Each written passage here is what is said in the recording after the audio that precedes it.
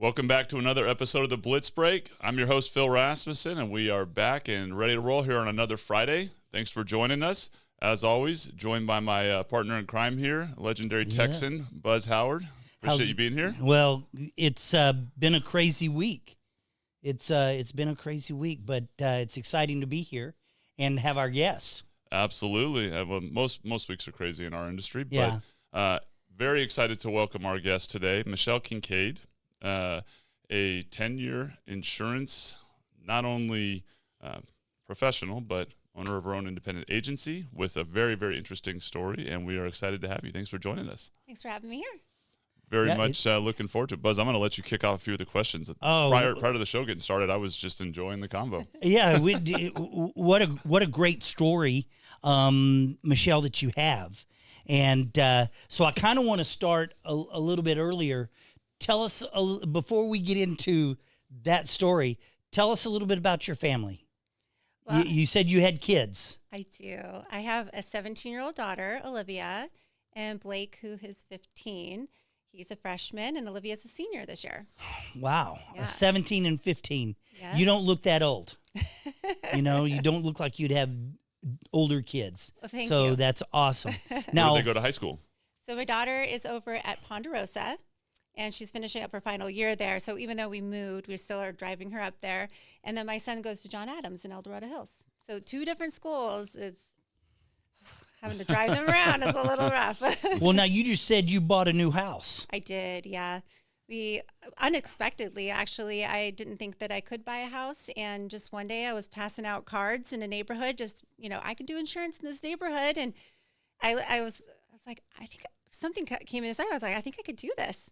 And lo and behold, I ended up buying a house in Rancho Cordova of all places. And so, yeah, that was like a big life amazing moment. So that's a little bit of a commute for your son to go all the way back up to El Dorado Hills. Yeah, from El Dorado Hills, it's not too bad. It's because we're on the backside, really close to Folsom, and the newer areas over there. But my daughter is a little bit of a rougher drive, but hopefully she's a passenger princess, so she will be driving herself there pretty soon. Now, where did you grow up? So I'm from Amador County. Okay. If you guys, it's not that far from here, right? So went to school at Argonaut High School and lived in Ione most of my life, and found my way here mostly in Folsom. That's kind of where I kind of put most of my roots down, is over in that area. So growing up, did you have any big mentors or coaches or teachers or anybody that really influenced your life? Well, in Amador County, it's a little bit of a kind of a different breed, right? So basically, you find a lot of fun getting in trouble. There was a whole lot of shenanigans going on over there. And good wine and everything. But as a kid, especially in the 80s, man, it was a little bit of a boring town. So you're just kind of just going through life and living it up. And it was when I came to the Sacramento area that my whole world finally started opening up. And I worked at a modeling and talent agency for a long time, and that they were like my mentor, where I just kind of gained confidence and learning how to speak and present myself and all of those good things. And yeah, I don't know if you guys remember John Robert Powers. Oh, absolutely. I don't think they're around anymore, but yeah, I worked there for quite a bit of time when I was a teenager. Now, I have a little bit of inside knowledge. You said you were a makeup artist for a while. When you were at this modeling agency, were you modeling or were you doing the makeup? What was that? I did a little bit of everything. So I did do some modeling. Okay. It wasn't anything amazing. Like if you go watch they called them industrials. So when you would go watch a training video at Safeway, right? Like you just got onboarding, you would see me showing you how to work the cash register. And I did some prom magazines and some pageantry type of magazines and that sort of thing. And it was really, really fun. It wasn't in the cards for me to go that path or anything, but it really developed a lot of confidence and presenting yourself. And it really laid the pathway for me to be a makeup artist, because it was kind of just naturally, you just kind of get interested in the behind the scenes type of stuff. And I just taught myself how to do makeup. And next thing you know, I was helping on photo shoots. And, just life just kind of unfolds one thing, and then the next thing just kind of opens, and the next thing, and you're just going with the flow. You're like, all right, where is it going to take me today? And that's just kind of how it worked out. Right. Well, and this leads me to the question, because we've introduced you as, longtime insurance owner of an insurance agency. So tell us that trip. How did you get from doing that to owning a insurance agency? I know it's like vastly different, right? Most of us find our way into these things through very interesting paths, right? Where they kind of find us as opposed to quote unquote choosing it. Yeah. Before we kind of get into that story, which I would love to go deeper into after, give us kind of a high level just of your insurance agency and just a quick rundown of that, so that we can kind of put some context behind where we're headed with how you got there. Yeah, definitely. So it's an insurance brokerage. So I don't work for any one company. So the way I like to present it is tell people that I'm in it for you. I'm not in it for the insurance company. Yes, I sell their products, right? But my goal is to make sure I find the best thing for my clients and advocate for them. So they're not just another number with this insurance company. I'm there in between with them. So I don't put all my eggs in one basket. I have probably around 50 companies that I have access to that I can shop and broker for, and just trying to find the right fit. And in this insurance market in California, it has been absolutely brutal. Insurance rates are just rising. Insurance companies are not writing. It's almost impossible to get something, without finding that needle in a haystack type thing. That's where I come in, as I find that needle in a haystack for you, and try to get it at the best possible price, and advocate for them on their behalf. A lot of times we get things where, like, I file a claim, we won't take it. Like, I've got to, look out for them and take care of them. And sometimes they get non-renewed for certain things. I'm like, let me find you something else. So it's more of a relationship. They're not a number to me. They're people. I work with every single one of my clients, every single one of them. You can just give me like first name. Most of the time I already know exactly who you're talking about. I'm like, oh yeah. I know who you're talking about. You give me an address, I know exactly who the person is. You don't even have to tell me their name yet. So there's a personal relationship that goes on with each and every one of my clients. Wow. Okay. That hits home, and I think it's a big point, especially, obviously follow-up questions are what it's like to deal with on your level, right? The insurance challenges that, really between the kind of the natural disaster component of the fires and everything has just overhauled California in particular as a whole, and that personal relationship to help people solve what is now a frustrating thing. We deal with it on the lending side all the time. We're seeing how people's, prospective budgets per month shift rapidly when you start dealing with insurance. So how for you has that, has the change really affected, kind of your approach? Has it changed it, or just kind of added to why it's important to work with someone like you? Well, it's definitely both, right? So it's changed my approach, and it's so important. I tell lenders all the time, and realtors, consult me before you put an offer on a house, because that house that's $399,000 that fits in your client's budget perfectly in Placerville, that insurance cost is probably going to push them out of their DTI if they are so close, if they are barely making it. And before they do all this stuff and get very emotionally involved or anything, let's see what that insurance cost is going to be before.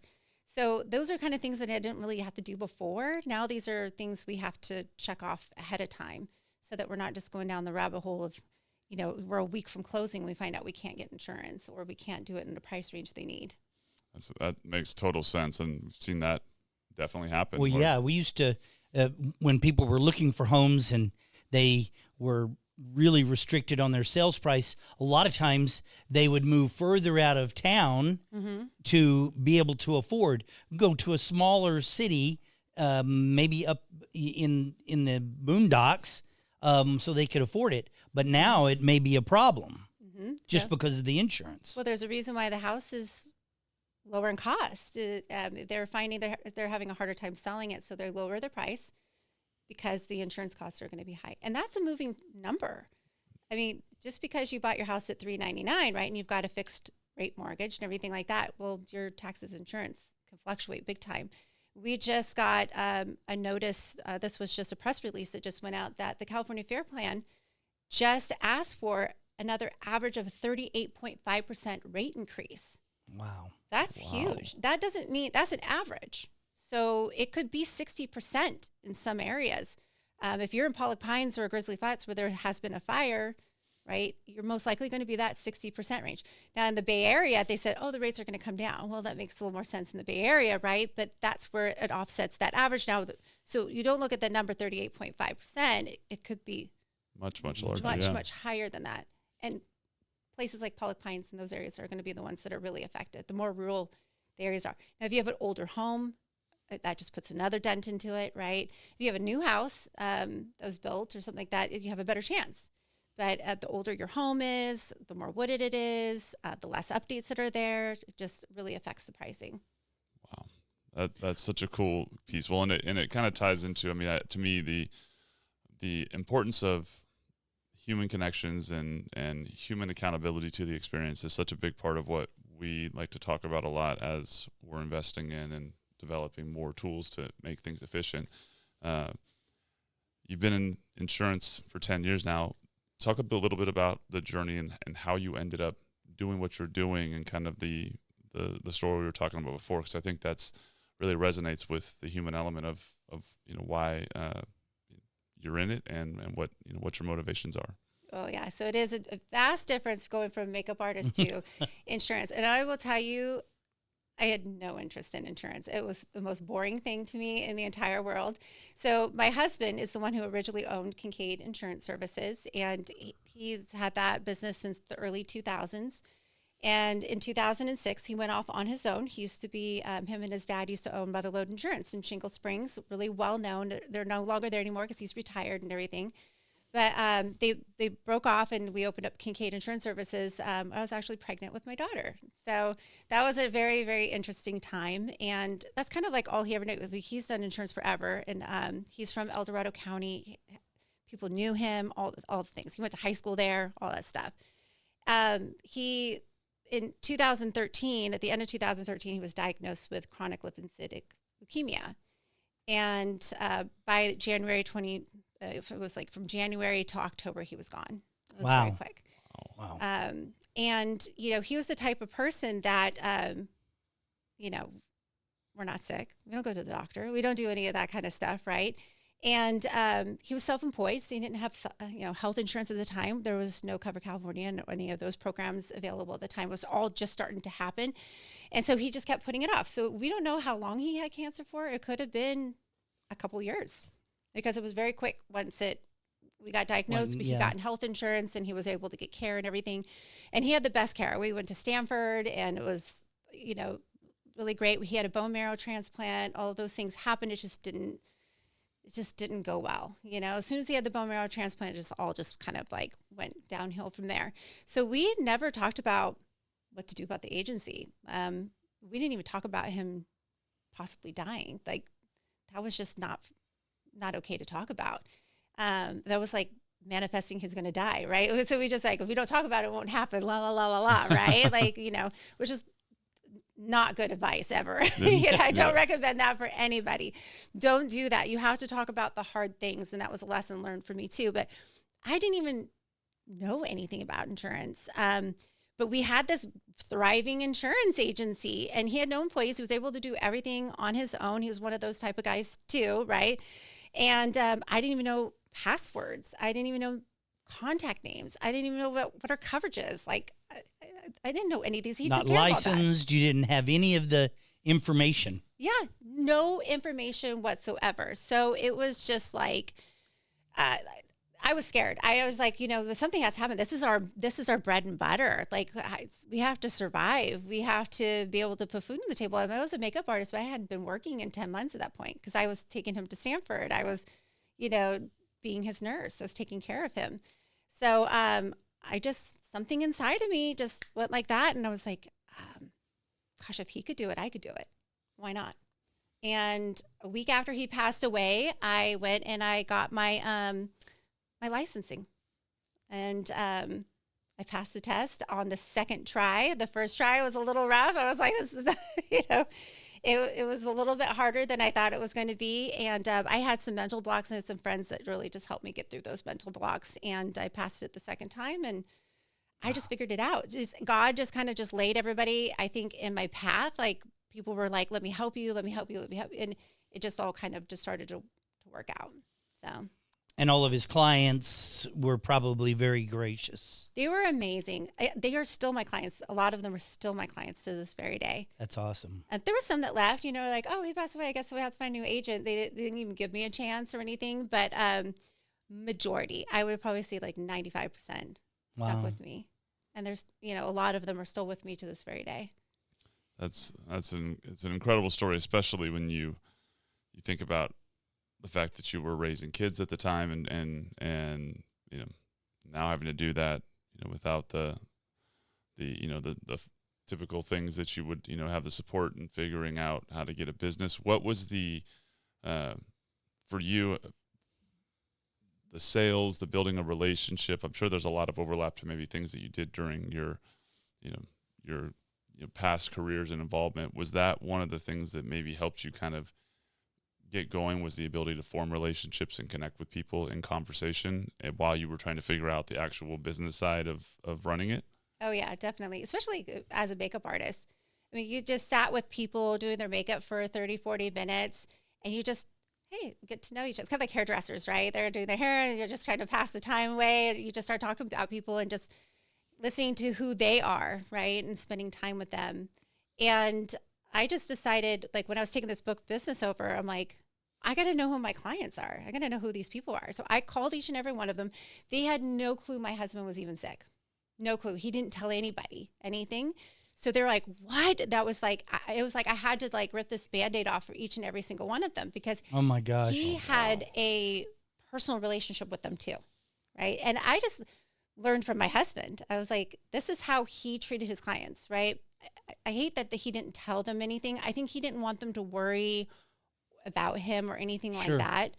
But he loved his clients and he treated them really well and treated them like humans and treated them like people. So I just took his playbook and called each and every one of them, told them what happened and said, like, I'm committed to doing this. I hope you stay with me. And I think that went a long way. You had to relive it every single time. Yeah. Yeah. Wow. I had people crying on the other line, like they were so upset. Some people were angry. Yeah, very interesting. Like looking back on that, you just kind of go through the motions and you just don't really try to you just put on that armor, Putting yourself back in the position of being the one to deliver the message and respond to people's reactions is a different place, especially given that you were his wife, that's an interesting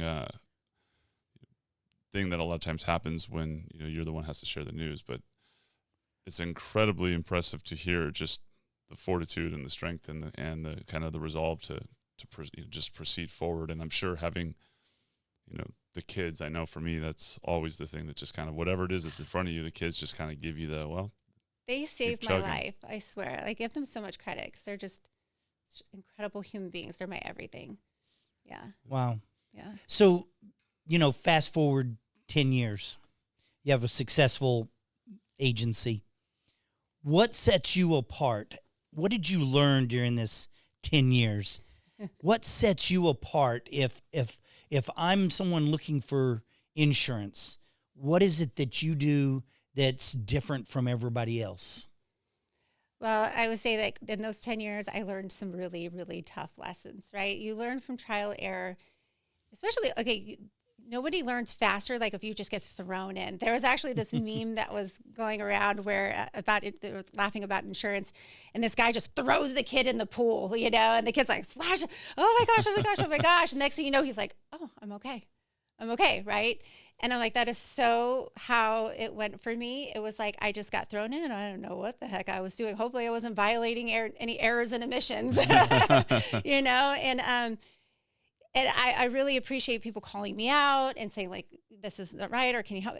But my gumption to just say, I'm going to fix it. I'm going to get it done right. And I'm going to make up for this, right? Because you're going to make mistakes. You just do make mistakes. But those mistakes are what really have led away. Like I can see things very clearly now. Like the way that my systems and everything, how everything is put into place are so systemized, and I have protocol for everything. So when I'm talking to people, there's like a whole thing. There's a process I have with the application, with the quoting, with how I talk to people, when I touch point with like the communication is so big, right? So people just want to be told what's happening, what's going on, just picking up the phone and saying, hey, I'm still working on that project for you. I'm still working on for the best thing for you.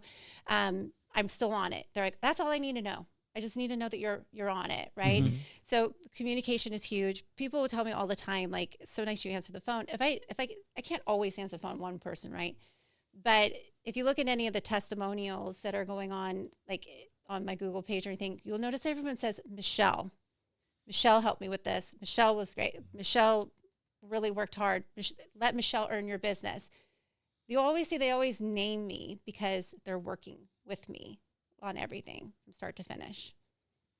So that's a huge connection point of, someone that you trust, someone that's accountable to what goes on. I think that's, as people, that's what we all want is the assurance and the confidence that you're invested in this going well for me, right? Or addressing my needs. I love that. I really, really care, especially when the rates are going to be so high. It'd be like, I'm the bearer of bad news right now. That necessary evil that people had to have with insurance. And I try to do it with as much grace and give people the dignity and understanding that, I know this is not what you want to hear, and I'll be the first one to tell you, like, I think you can do this better at this other company. Like, let me give you that contact. Like, I have no shame in that whatsoever. I'm not trying to keep you from my client. If I think you could do better somewhere else, I'm going to share that with you. So I refer people to Farmers all the time, or AAA even. I have no vested interest in any of those. But if I think you could do better there, I'm going to send you there. Well, I think that's always a sign of a true professional, a true advisor. We try that in the lending industry. We teach that to our loan officers, that you need to be a true advisor, not a salesperson, not someone that's just looking to turn a unit, that you're actually doing what's best for the consumer. So you probably work with a lot of strategic partnerships, like realtors and loan officers. What is it that you tell them that they need to do? I tell them they got to call me before they put an offer. That's like the biggest thing. I'm like, please call me before you put an offer in, especially if a client with tight goals, because I don't want them to get their, to go spinning their wheels on something that's probably not going to happen. Let's get what's right for them. We had a client that I recently did an insurance policy for, and the policy canceled about a year later. And it was kind of devastating because we got the policy in and everything was fine, but the insurance carrier changed their scope of how they're going to do things. And one was, they don't allow the old electrical panels, and they had knob and tube, and the house was built in the 1940s. So we had to scramble and get her another policy in place. But what we discovered is that she's a single woman buying this house. It was in her price range. She was so excited, but she realized she had like $60,000 of work to do in this house. She didn't have the money to do that. And I think during the real estate process too, it's really important to have, look at your client. Like, she was a single woman who, we already knew that this was going to be really tough for her, but he just wanted to sell her the house. And he knew there was knob and tube. He knew all these things that were in it. Like, these are all things that are going to have to go and get replaced and everything. And I think we can all just work together and just make sure, let's do what's best for the client, and she would have been a better fit somewhere else. The house was maybe a little bit newer, right? Or, a different neighborhood. It's just something that's just a little bit different. But, just looking at those inspection reports, I mean, she sent me an inspection report later because I was like, send it to me. Let me see if we can get anything out of it that maybe we can work through. And I just read all these things that were in there. So I'm like, let's work together. Let me help. Use me as a resource to say, hey, is this I can look at those inspection reports and know where the troubles are going to be, and help you work that. Like, maybe is this the best thing for the client or not? That's a big asset in any conversation with someone is the trust that, hey, you're going to tell me what is best for me, not, and when you can establish that trust to know that I'm not in the sales role, right? I'm really in the advisor role. To his point, you touched on your systems and being really systematized. What are some of the things that you use for your systems and ways to be able to be one person executing. Ideally, we're all trying to do what we, used to take 3 or 4 or 5 of us, now these days. So what are some of the systems that you use? So AI has been my best friend. I run, I have a smaller agency. I keep it that way on purpose because I am one person and I like that personal attention that I can have with my clients. And if I scaled even more, it would be really I would be a lot more hands off. But AI has really helped me I can run $1 million in premium every single year by myself effortlessly. I'm a single mom too. I still have teenage kids that need me to get them 2 different schools, as we talked about earlier, and all that stuff. And I need a lot of time to have with them. I play the role of 2 parents. So AI has really helped me systemize everything. I have a management system that is for insurance agencies that I manage all of my applications and current policies in. And that's all AI optimized too. But then I have another system. I use a marketing system for leads and nurturing, and maybe it wasn't the right fit at the right time, but maybe later, those kind of things, right? My realtor partnerships, my lender partnerships are all through my Go High Level program. That has been a game changer for me. There's emails are automated, renewal applications, hey, has anything changed? It just knows when their date is, because I put my current clients in it too, so they can get my newsletter. And what it does is it takes them through, for a renewal app, for instance, they'll get the emails saying, hey, has anything changed? Let's walk through a few things. And they just, one question at a time, and the funnel records it all, puts it onto their account. So I can say, okay. Is this a dialer? Someone talking to them? Or is it a form that they receive? It's a form that Email. they receive. So it does have by the way, Go High Level does have a dialer, that they could do that from. I have not used that yet because I know some people get a little off put by it. They don't pick up the phone very often because there's this delay that happens.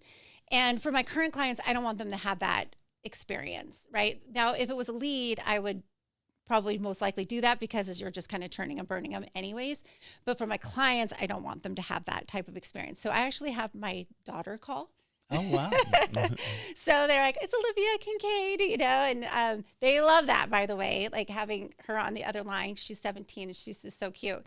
And her only job is, if they haven't filled out the form, and it's been 1 or 2 times that the system has pushed it through, we have a notification that says they haven't done anything about it. She'll just give them a courtesy call and fill it out with them. Sometimes it's just a matter of I got you on the phone, and we'll fill it out.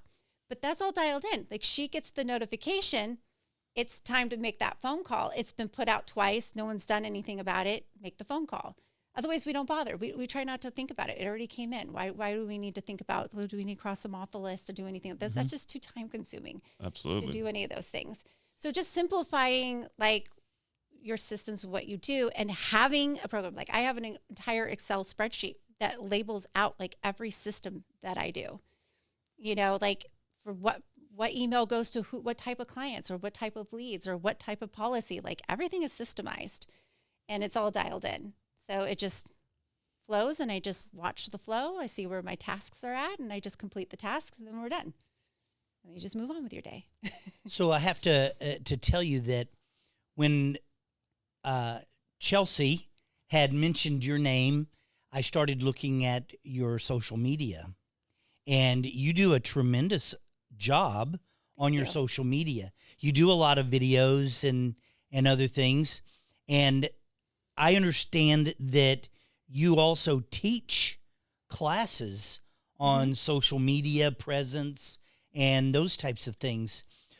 Tell us first a little bit about that, and then I'm sure we want to dive into that, because a lot of what we're doing here with this podcast is to work with our loan officers and our realtor partners, industry partners on social media and really dial that in. So tell us about your classes. Well, I think what you guys are doing is awesome, because that is such a pain point. I hear it all the time from realtors and lenders, especially too. They're like, I want to just do my job. I don't want to have to do all this social media. I feel like I have to be on social media. This really makes it easy for them to be able to put, Like, girl, here's some content. Let me just give you the content, right?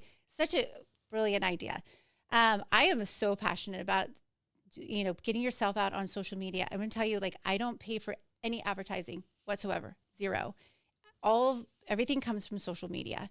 And I only really post like once, twice, maybe 3 times a week. I try not to overcomplicate it, right?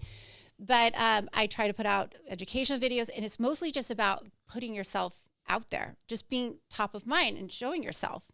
And a lot of clients are like, "Oh, well, do you know what's going on? I already put a reel out on that. Let me just send that over to you, right?" And I don't have to explain everything over and over again. So I'm passionate about, like, what you guys are doing something really similar. You're passionate about, you're trying to help, right? I like to help realtors and lenders also to figure out how to simplify these things, how to push out the content really easily without overthinking it. Like, I don't have time. I'm a one-person shop.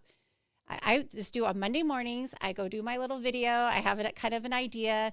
I have ChatGPT. I have a My GPT that I built that are for the type of videos that I like to do, using influencers that are already out there doing that type of work and pulling inspiration from them. The GPT has completely set it up and systemized it, that all I have to do is just put in a news article. I put the web address for the news article, and it starts generating everything that I need for my scripts, because on the back end of it, I've already designed it how I want it to look. I don't even have to put a prompt in. The prompt is already put in on the back end. So all I have to do is just put this news article I'm interested in, and it designs the entire script for me, fine tune it a little bit, and there's that. So I to be able to systemize it like the way that I have, like, I love sharing that with people. I would just want to help, right? I just want to be like, you can do it too. Let me show you how to make it as easy as you possibly can. So I teach classes to real estate offices, to lending offices, just to help them get things going. And then I have, on the 4th Tuesday of every month at 10 a.m., I have an open office. You can ask me anything. You want to know how to set up a funnel on Go High Level? I'll walk you through it. You want to learn how to set up like a many chat feature where, you comment Google for this lead magnet, right? How do you set up the workflow for it? Let me show you how to do it. How do I get more people to view my Instagram or my reel? Like, my reels are dead. Let's work on your hooks and your scripts. Let's get that a lot more dialed in. Let's hook them in the first 3 seconds. How do we do that? So I have an open forum once a month. I dedicate an hour time to do that. And then I go to different offices, and I just try to put out good information that they can start using right away. I love it. I love that mindset too. That's really, really cool. And I couldn't agree more. I mean, the 20 years I've been in this business, and really truthfully, the number of people that have figured out social media, if you go back kind of prior to the really advent of AI, they had to spend a lot of money on it, right? Having outsourcing teams and staff, spent a lot of time trying to come up with the content, or they struggled and failed a lot to succeed with it. I say it all the time. I went through stretches where it was like 1 out of every 17, 18 videos that we created ever made it out, because of all the challenges that exist in that process.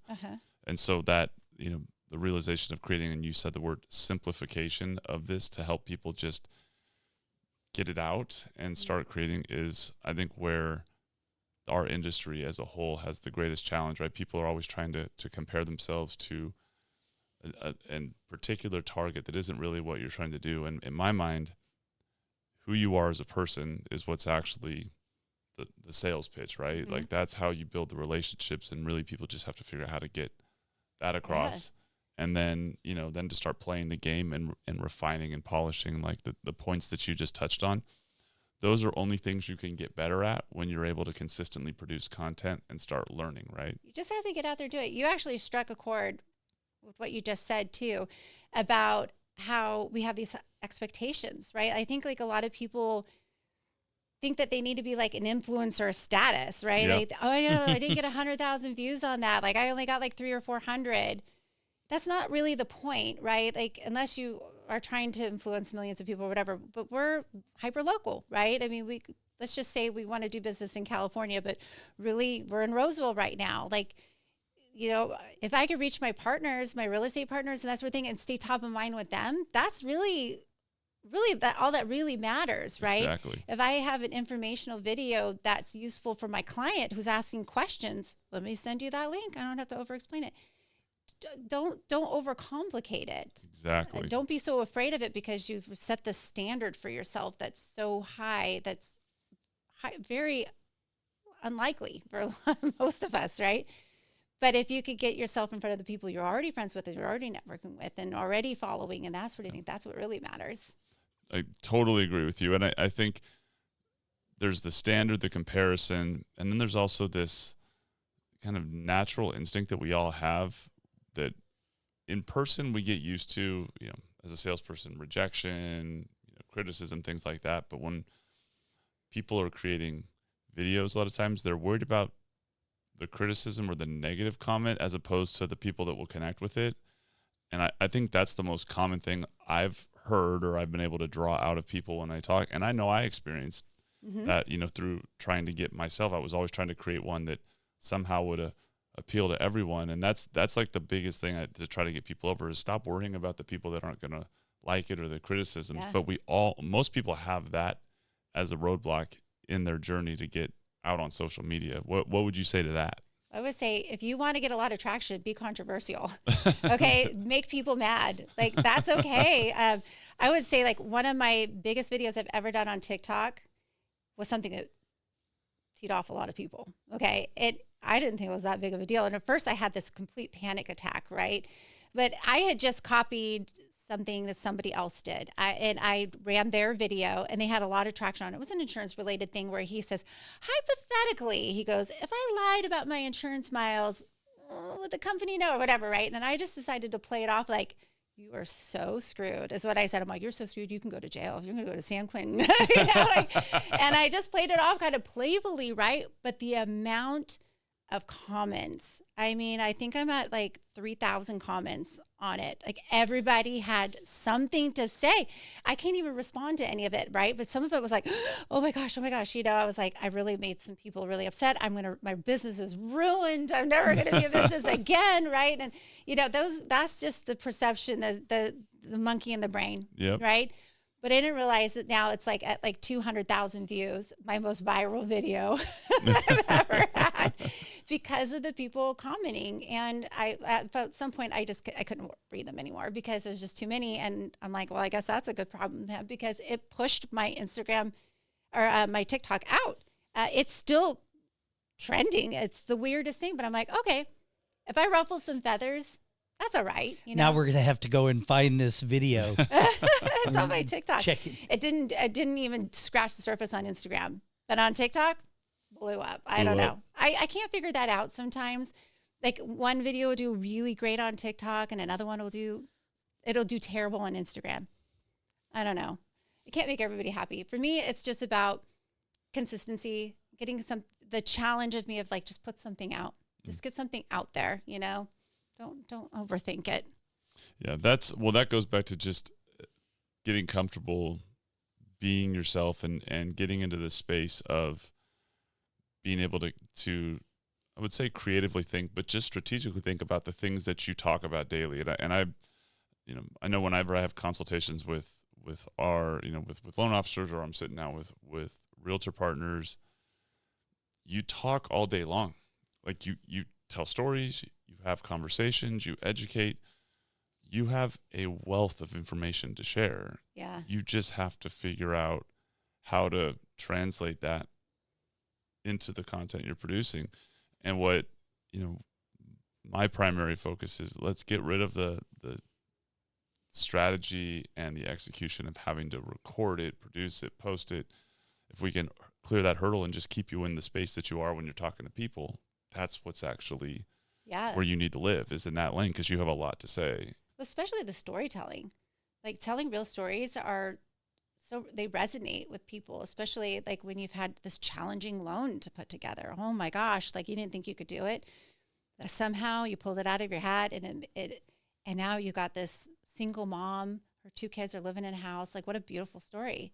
you know, and people love that. So they just eat that right up. And at the same time, there's something for you to be proud of. Share it. Let the world know that these things are possible. People can do it. Absolutely. Without question. One of the things that we had a previous guest, and I had actually seen one of her videos, and she talked a little bit about it. And it was not, we were talking about not all of your videos, not all of your stories have to be of success. Some of them can be, a failure. Mm-hmm. And I had seen her going out and taking off her sign and talking about, I wasn't able to get it sold. And, not all of them, and that was one of her best videos. People loved seeing that she was a real person. Yeah. So not all the stories have to be positive. I mean, and there's some crazy stories. Talking about that, has there been any really crazy stories on the insurance side that you have? What's the craziest thing that you've had? Okay, you guys are going to laugh at this one. Only this person this would happen to too. But I have a client who has a Tahoe cabin, on the California side. And whatever reason, a bear decided to climb inside of the car in the middle of the night, lock itself in, and it couldn't get itself out. And it just freaked out, ripped everything out inside of the car, completely totaled the car. The car was demolished. But this whole scenario, I've never heard of the story like that before. Where a bear gets itself in a car and locks itself in. So the car wasn't locked. Yeah. When he got in, but he locked himself in. Yeah. And then destroyed it. That was fault number one. You didn't lock the door in Tahoe. You think you're safe in Tahoe, right? Yeah. You're not from the bears. You're not. Not from the bears. Wow.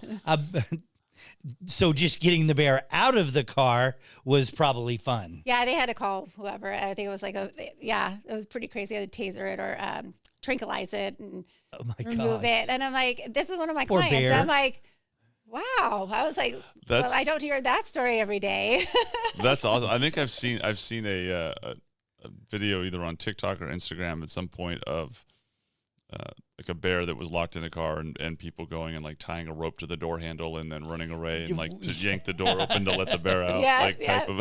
I asked her too. I was like, did you please tell me you got some video of this that I could use? Right. She's like, we were freaked out. We didn't think about it. Was the car even drivable? No. The steering wheel had been ripped off and the dashboard yeah, it was just that kind of stuff was okay, but the seats were gone and it was just totally to shreds. Yeah, pretty much.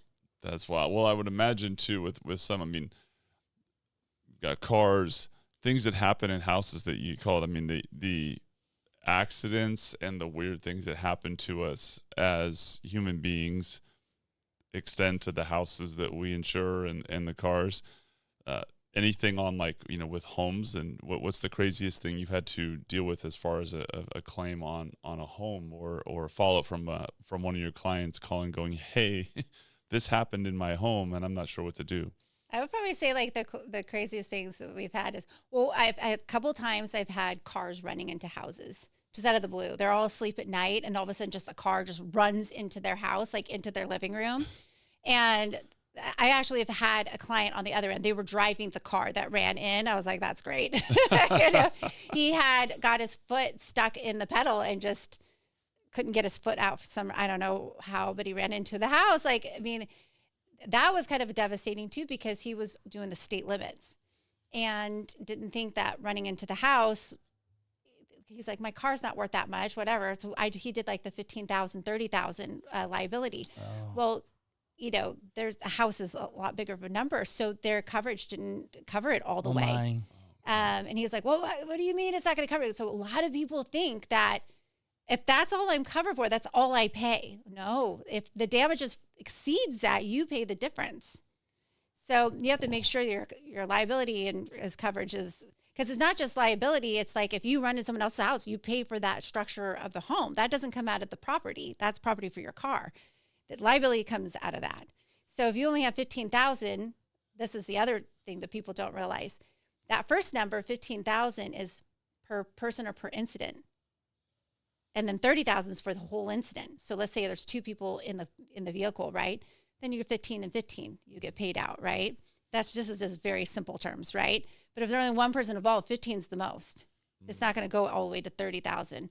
So if you're 250,000, 500,000, same scenario, right? Scenario, yeah. Well, we ran into the house. That was like $100,000 in damage because it was structural. It caused a lot of structural damage that they had to kind of rebuild out, and I got sued, and the whole thing. So, I had a friend in high school that was coming home from work one night late, out in the country, fell asleep, cruise control on, turn in the road, kept going, launched himself, and he went completely through someone's house. Yep. Doing 70 miles an hour. Oh my gosh. And luckily it didn't kill anybody, but it Can you basically, imagine? they had to rebuild the entire house. Yeah. Of course, now this is back in, 76, but so it wasn't as, as expensive, but wow.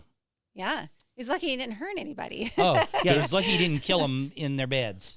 That part of the human, I think the insurance thing, right? For most of us, right? Insurance is the thing that we don't really want to deal with until we need it, right? Yeah. And I think I was 18 years old playing basketball at Fresno State and lived in Sacramento. I remember I fell asleep at the wheel. I think that it's kind of changed my life as far as not falling into one of those traps, right? Christmas, we had practice Christmas Eve's day, Christmas Eve in the morning, drove home, did Christmas with my family, stayed up late, midnight mass, the whole nine, and then had to get up and drive back to Fresno for practice and get on a plane to go fly to Hawaii for games. So it was like a really short order. I was doing a lot, 18 years old, and I think I'm superhuman.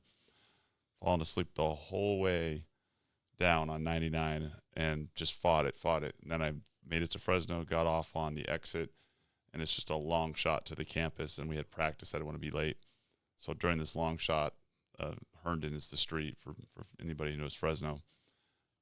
That's when I finally fell asleep, and I was driving straight. And that curve going over the bridge. Not even over the bridge. It was just a straight shot, all the power poles line, and I drifted off. But I tell the story only because on the insurance side, I would have ended up probably just head on into one of the power poles, but luckily I was in the fast lane, and I veered over and I banged into this 70 some odd little old sweet lady that had never been in an accident in her entire life, and I just veered right into her car, and we collided and got out. And of course she was super nice, but she had to tell me that she's been driving for like 60 years and never been in an accident, and here I am. You just broke that for her. High five, dude. I'm like, awesome. I'm like, but you probably saved my life, because I probably would have been, into one of those, pulls. But it's changed the way that I've always approached, like when I get sleepy. But the insurance element, like all of us at some point have stories like that where something just really bizarre happens, or and it shakes you up. It does. It shakes the way that you think or you see the world, and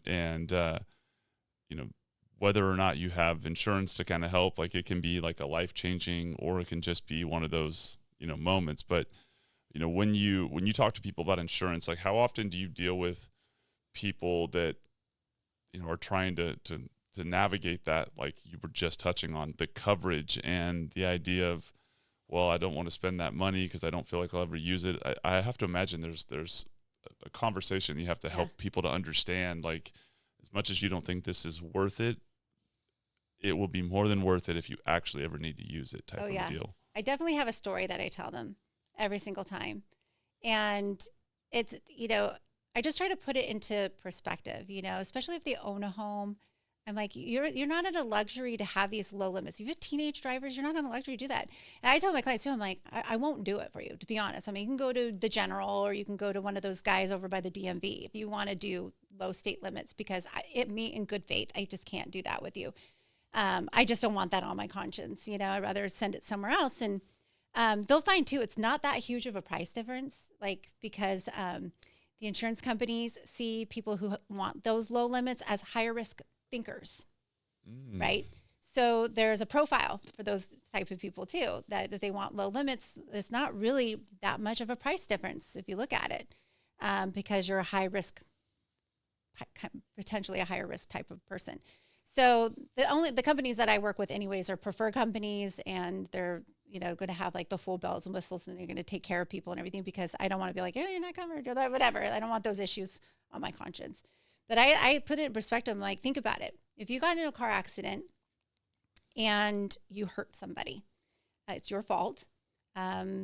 This actually was one of the stories from one of my clients. They were driving to go across the street to El Dorado Saloon, and they had a house across the way. And you know how there's like 4 lanes that go across there. And they're like, we're just going across the street. So they put extra people in the back, and one girl just kind of sat on somebody's lap, and she didn't seatbelt herself in. They crossed the way, and then they didn't quite see this car coming. There's like this little curve that comes around, and they were T-boned, and she broke her collarbone. And she was a hairdresser, so she couldn't lift up her arm to cut people's hairs and everything like that. Anyway, she sued the driver, which was my client, for $300,000 because she was out of work, probably for a long time. Her medical bills, she didn't have health insurance. She had to have her collarbone reset, all these things. And then the mental pain and anguish and not working, losing her clients, because, in that world, it's easy to lose your clients. Like you can't do their hair a couple times. They're like, I'm moving on to someone else. I got to get it done. So she sued them for $300,000. Well, they didn't have the insurance didn't quite cover that. And so they went after the house. And she was like, well, she's our friend. How dare she do this? And I'm like, she's in pain and suffering. And it was her fault. She didn't put the seatbelt on. I'm like, it was your car. You were driving. It doesn't matter.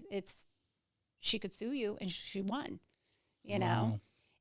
So I tell people the story, and I go, imagine that with a teenage driver, right? They don't know what they're doing half the time. They're still learning, right? And, if I had money for every time like they put a teenage driver on, within 2 months they've already been in an accident. It happens all the time.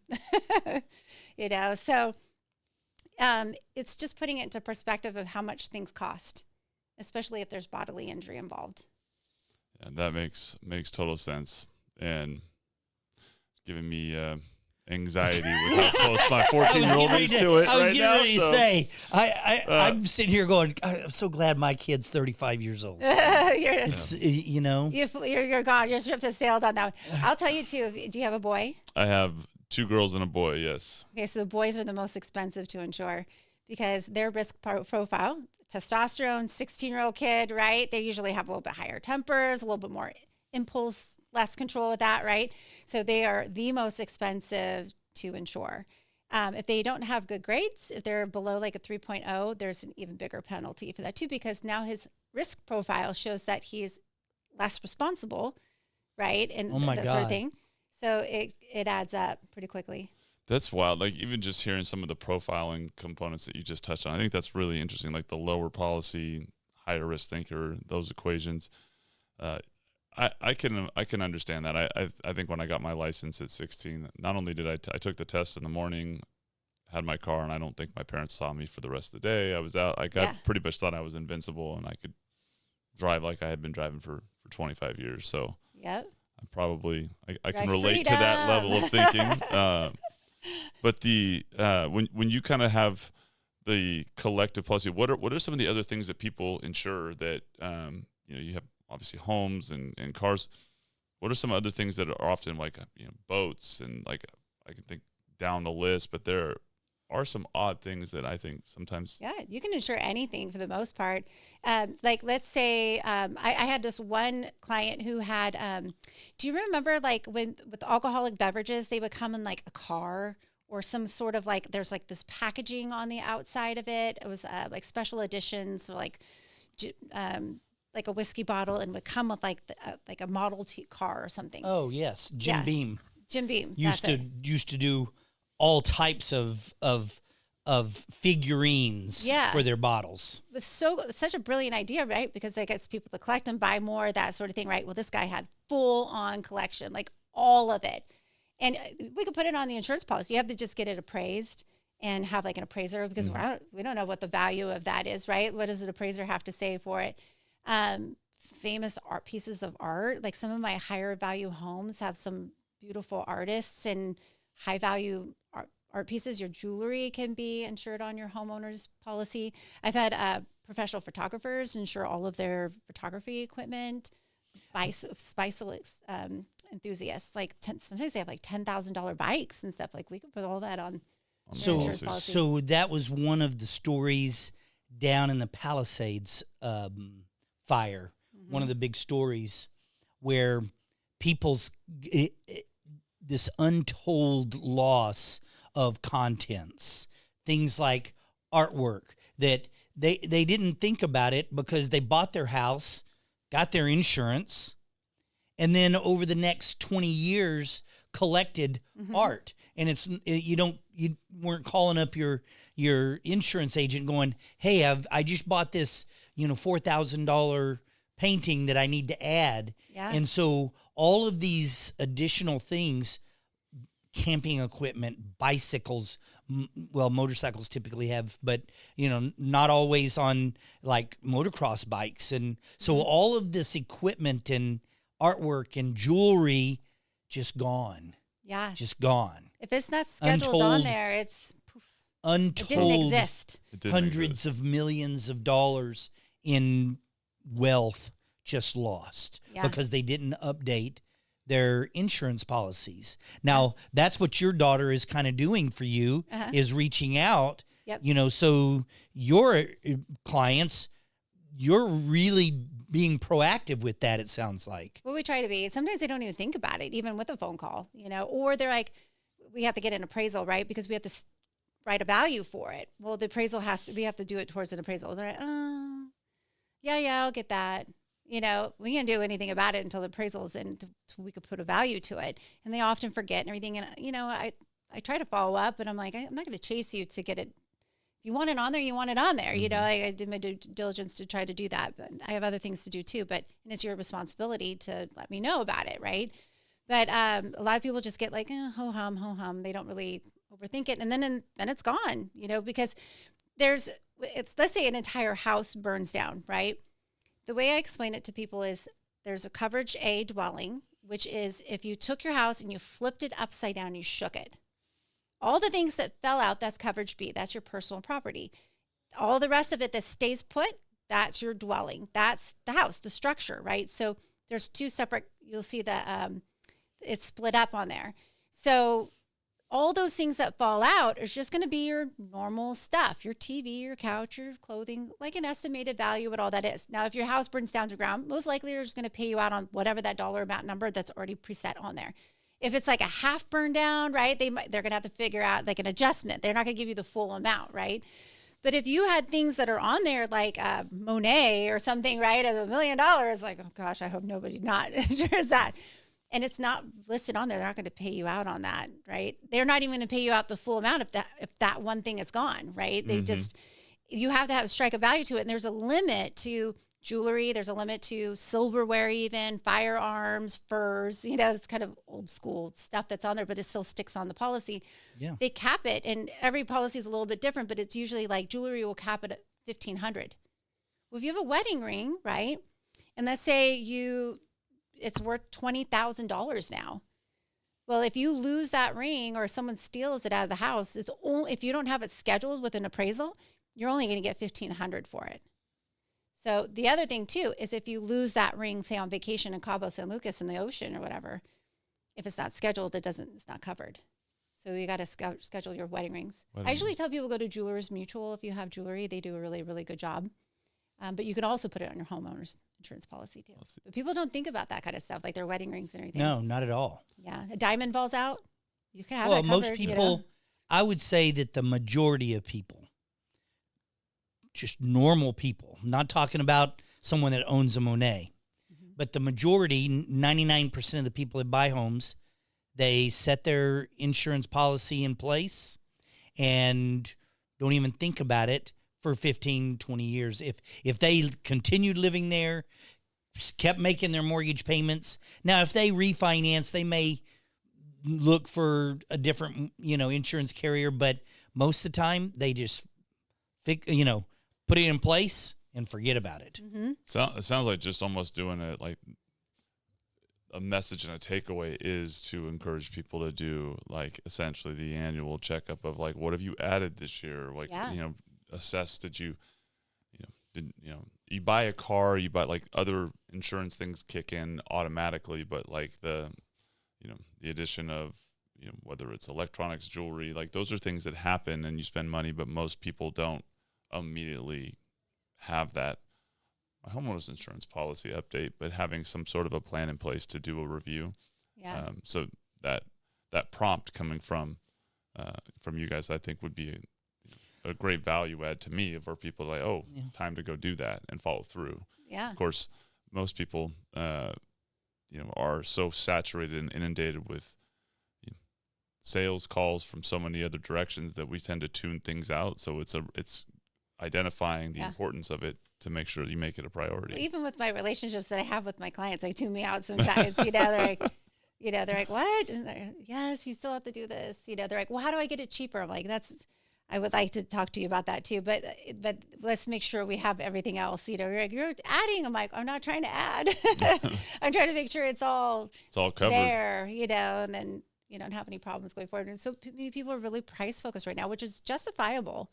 I mean, with rising insurance costs are like, what? I don't want to think about my $20,000 ring until you lose it or the diamond falls out, right? That's exactly. You don't like the money that you spend until the moment that you actually need it to cash in on it, for sure. That's an interesting space to be like, calling them and saying like, the reaction of like you're just adding to it. It's like you said, you add to your home over time, right? You accumulate things, and without a doubt, one of those things that I think gets shoved aside, for many people. Do you have any stories or any thoughts? Like you mentioned how you work with your real estate partners, and I think it was a really good point earlier about having an estimate and understanding what the cost is going to be before making offers on a home. But how has that process for you changed, or how things that you do today with your partners that maybe 5-10 years ago when you first got in you didn't do? Is there anything that you really think is a priority in that relationship today? I think your partnership with your insurance agent is so huge right now, especially with how insurance is. It used to be very, very competitive. Like you can get a cheap policy anywhere. Like I had a house in Cameron Park like 10 years ago, or right after my husband passed away. I sold our house in Folsom and moved to Cameron Park. It was like $850 a year. That exact same house now would be about $4,000 per year. It has gotten so tight. Sometimes they'll say like, oh, it's a buyer's market, right? It's an insurance company's market right now. So your partnership with your insurance agent is so critical and key, because a lot of times like you can work with some things like, okay, we need to get a DTI down to a certain amount. How can we work it out? There's a partnership that goes along with that. Okay, let me see what I could do about deductibles. Let me talk to your client, see where they're comfortable at. Like, where can we make some changes and adjustments in the policy without sacrificing coverage, And insurance is not quick right now either. So that's the other thing I tell people is like, get it in early. Don't wait on your client to figure it out. Because they're going to be like, especially a first-time home buyer, like, I don't know where I'm going to go. I'll just call up AAA over here. They said no. When we call State Farm, they said no. Well, I don't know. I can't get insurance. So I got frustrated with the no, so I didn't do it for a week. And then they're like, now we're trying to close. Now you're trying to close. I have to clear conditions and everything. If you have a good insurance person that you're working with, especially a broker, like, let me get on that with like 50 companies right now. I'll do it for them. And I know all the right stuff. We push it out to you really, really quick. But if you do it like really upfront, like very early on, like we're in contract, I'm going to have them go shop and go do what they need to do. But can you do this for me too? That way we have our back pocket, whether they take it or not. Like I don't take it personally if they don't take my policy. For me, it's like a service that I'm doing for my partners. I'm like, I want this transaction to go really smooth for you. So I'm cool with it. Let me get you that quote. If they want to use it, they can use it. If they have their own, great. No harm, no foul. I don't have a problem with it. But it's that teamwork, right? That partnership of just doing, I'll get it done, and you just tell me if you want to go with it or not. Love it. That's definitely one of the things that we've seen, right, is we're trying to get to closing, and insurance is not handled yet, like, and the impact of that. But that's such a valuable point that I think is worth echoing, right, is the importance of getting started and laying that foundation early on, because it's a frustrating thing to have that be the holdup when you're emotionally invested in the closing, and it's definitely different. So that's a great point. Well, there's some things. One thing I will mention too is that some companies, the ones that are still sticking around with good prices still, they're taking longer to underwrite. So if you want to get that good price, like I have one going with another real estate office right now where they are like, we are so dependent on this insurance policy because they know what the price is. I told them, I said, if you guys have time on your side, I could do it. It'll either be $2,000 with this one company or it's going to be $1,000 with this one company. But they want to see that the trees are gone, that these trees cut back, they're overhanging the roof. This one will ignore it for right now, but they will probably catch it later. This one sees it up front, but it's half the price. They're like, this is the one, we can't do the other one. It's DTI is out of the range. And I'm like, but they're going to take 3 weeks probably to underwrite that. So we need time to do it. That's not up to me. Mm-hmm. That's up to the insurance company, but it's a more favorable situation. It's like the deal is dead if we don't have it. So it's like, if you had that time up front, if we waited until like a week before closing, it's not going to happen. We're probably going to be dead in the water, you know? Let me ask you a question about specific things. So I hear a lot about, things like cutting back the trees. A lot of, we've been hearing about companies that are saying, well, that roof hasn't been replaced in 15 years, so we're going to raise your rates. What is the best roof to put on a house now? Is it metal? I would say tile, the concrete tile or the clay tile. They have the longer longevity to it.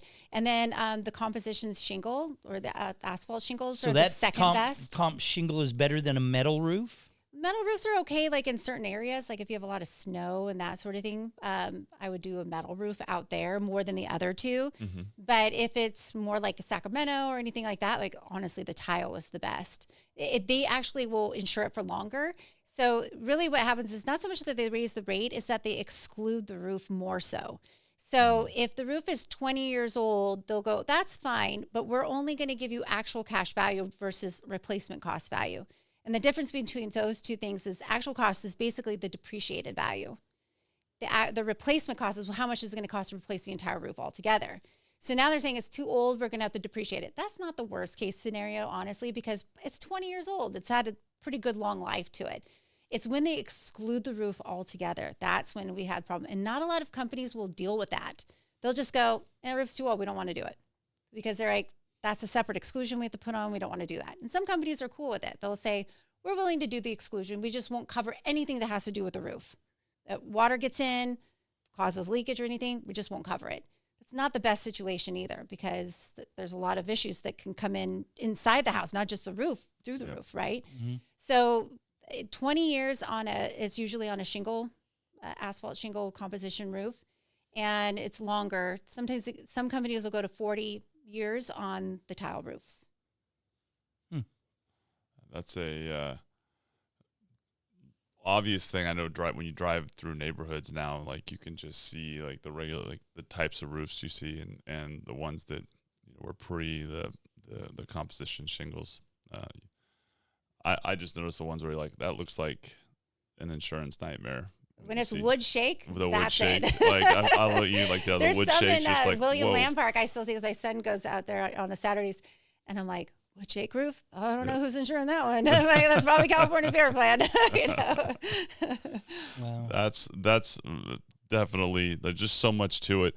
So as we kind of hit towards the end of the episode here, first off, thank you very much. I'm so interesting to listen to all the take from the insurance perspective and your story. Thank you. You're like the first person to ever say that to me. I was just kidding. True, right? And I think a lot of very valuable knowledge for our audience to absorb as well.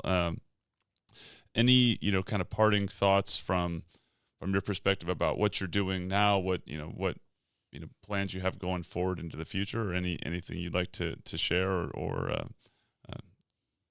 get kind of out there? Well, I absolutely love teaching in real estate offices and lender offices. That's like my favorite thing to do, is just spread knowledge and just help people get their businesses a little bit more dialed in. Like AI for me right now has just been like so life-changing. I've been an early adopter of it. When ChatGPT came out like 3-ish years ago, I was one of the first people to jump on that bandwagon and just have seen it evolve. And all the other things that have been coming out is so exciting to me. And I know it can save people's lives and just get their businesses launched, and so they can still have a life. Like I'm very, very passionate about that too. And just spreading the word of how we can systemize people and get it going, because it's not that hard. You just have to put a little bit of work into it and get a little bit of knowledge into it. After that, it was just kind of takes care of itself. And as an individual business owner, right? I don't have any employees or anything like that. I could just see that with realtors and independent lenders, like having to try to do it all on their own. They can streamline this. It's a lot easier. So. And I have open office hours the fourth Tuesday at 10 a.m. just to answer questions. And, mostly it's about AI and systemizing. So I'm happy to do that. That's awesome. Yeah. Love it. Any final questions or? I have so much that I want to talk to you about off screen. Things that I think that you might be able to help us with. It's been so nice meeting you. On the lending side this week, I always try to kind of wrap up. Yesterday I wrote a little bit about this, but we've seen about 28 trading days of the market really kind of moving sideways. This is day 17 of the government shutdown, and so we're not getting a lot of the economic reports that we typically do as we lead up, especially. We have a Fed meeting coming up, I believe on the 28th, 29th of October. It does look like almost all the bettors out there are saying we'll get another quarter-point reduction. We haven't typically, in a run-up to another reduction by the Fed, we'll see our interest rates factor that in up front and see us, improve a little bit. We haven't really seen that. We've seen this sideways motion for the last 28 days, which is really uncommon. And so not a lot to report, really. The hunt for the next Fed chairman is kind of heating up. They've narrowed it down to about 5 people and really only about 3 people. So we're watching that.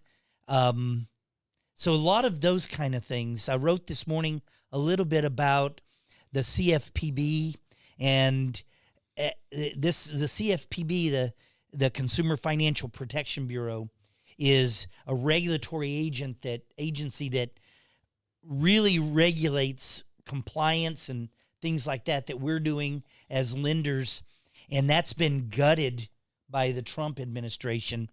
This agency popped up on the screen in 2011 and grew and took over the regulatory issues from a lot of different government agencies, and they had like 2,000 employees, and they've already fired 90% of them. So when you start looking at that, going from 2,000 down to a little bit less than 200 employees, they've really gutted that. And now there's stories about that they're just going to completely close it. Of course, that's going to really cause a bunch more lawsuits and challenges if they have the ability. It was one of the brainchilds of Elizabeth Warren, to tell you, going all the way back to 2007. And so, of course, there's going to be a big fight on that. But so there's a lot of things going on behind the scenes, not a lot on interest rates. We still think that we're going to see slow improvements as we head towards the end of the year. But that's it on the finance side. I've really enjoyed, like I said, I'd love to talk to you about some of the things that we're doing that we'd love to talk to you about, especially all your knowledge on social media. So thank you for being here. Thank you for having me. I had a good time. Absolute pleasure to have you, and we will definitely keep the conversation going. So, and to everyone listening, thank you again for tuning in. Thank you so much for being here with us today, Michelle. Appreciate the update buzzer. I'm Phil Rasmussen and your host. We're checking out here on the Blitz Break. Hope you all have a great weekend, and we'll see you next week.